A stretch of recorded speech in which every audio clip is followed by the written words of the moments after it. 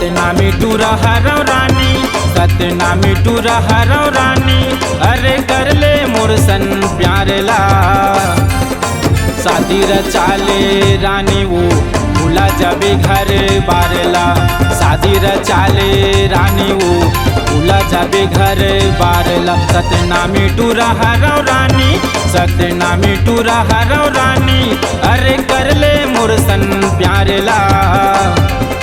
शादी रचाले रानी वो भूला जाबे घर बारला, शादी रचाले रानी वो भूला जाबे घर बारला।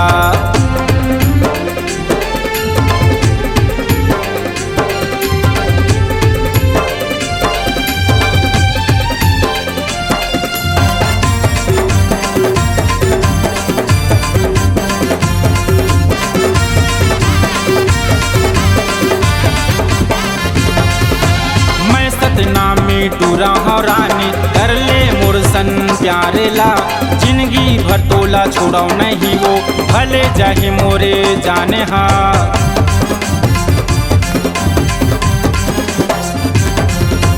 मैं सतनामी टूरा हौ रानी, कर ले मुरसन प्यार ला।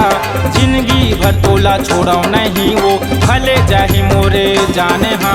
जिंदगी भर तोला छोड़ो नहीं रे, भले जाहि मोरे जाने हा। मैं तोर दीवाना हौ रानी, मैं तोर दीवाना हौ रानी, अरे कर ले मुरसन प्यार ला।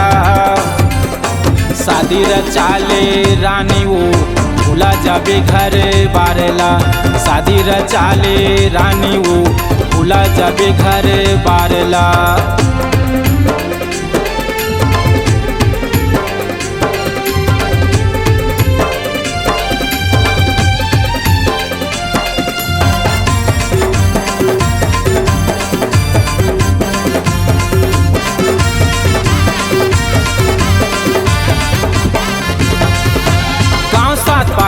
रही था रानी, रूपेश कोसले मोरे नाम है वो।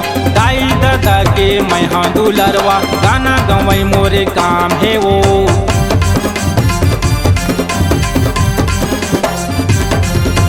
गाँव सात पारा में रही था रानी, रूपेश कोसले मोरे नाम है वो।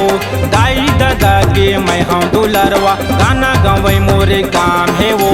दाई दादा के मैं हाँ दुलरवा, गाना गवाई मोरे काम है वो। मैं तोर दीवाना हौ रानी, मैं तोर दीवाना हौ रानी, अरे कर ले मुरसन प्यार ला।